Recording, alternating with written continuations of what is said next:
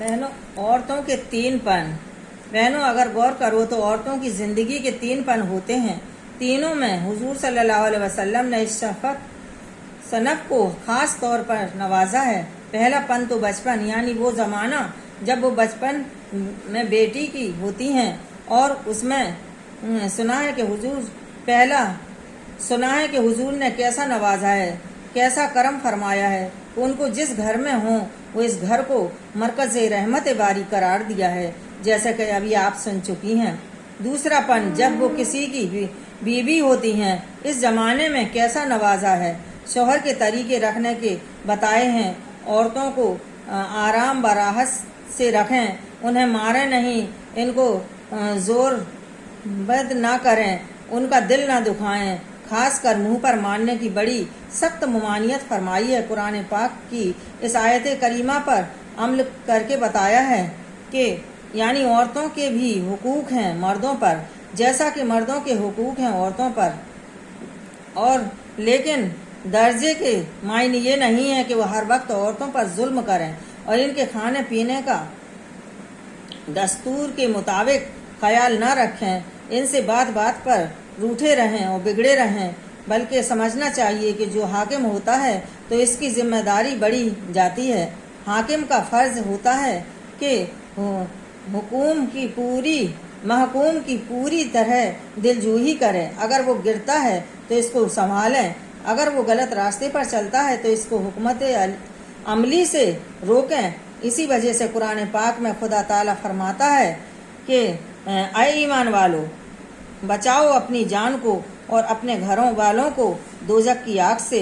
हाँ बहनों, देखो, बुरा ना मानना, ये भी याद रखना चाहिए कि शौहर का भी इतना बड़ा दर्जा है कि हुजूर ने इरशाद फरमाया है कि अगर मैं खुदा के अलावा किसी दूसरे को सजदा करने का हुक्म देता तो फिर औरतों को हुक्म देता कि वो अपने शौहरों को सजदा करें। बहरहाल शौहर को हुक्म दिया है कि औरत से मोहब्बत करे और औरतों को हुक्म दिया गया है कि अपने शौहर की अताअत और फर्माबरदारी करें, मिलजुल कर चैन से ज़िंदगी बसर करें।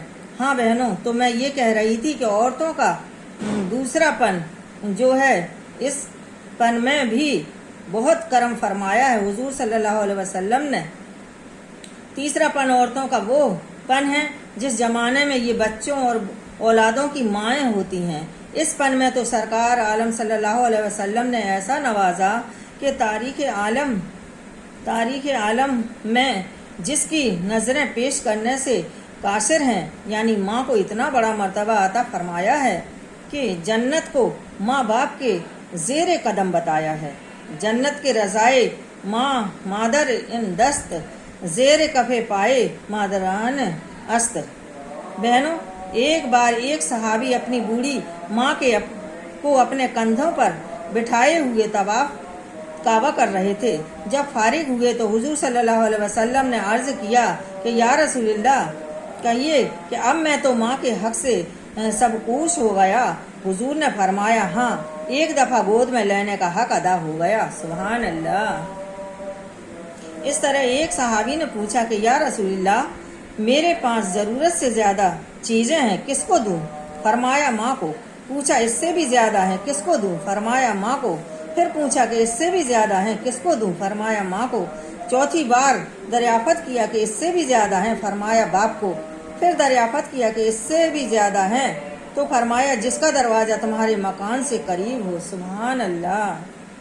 देखो बहनों, माँ का कितना बड़ा दर्जा है। आजकल हम लोगों को ये हाल है कि माँ भूखों मर रही है, बाप फाकों से तबाह है और साहबजादे दोस्तों की टी पार्टी कर रहे हैं। जहाँ ब्याह शादी हो गया, बीवी को लेकर अलग हो गए। अब माँ की फिक्र है ना बाप की फिक्र है। नई नई दुल्हन मिले, नए नए रिश्तेदार, सहेलियाँ तय। अब शहजादे साहब ऐसे मस्त हैं कि उनको वालिदैन की परवाह ही नहीं। वो ये कहते हैं कि बस सबसे ज़्यादा यही लोग चाहने वाले हैं। ये नहीं समझते कि जो मोहब्बत माँ को हो सकती है वो मोहब्बत किसी को नहीं हो सकती। चुनांचा मैं तुमको एक मर्तबा किस्सा सुनाती हूँ, जिसको सुनकर तुमको बड़ी इबरत हासिल होगी। सुभान अल्लाह।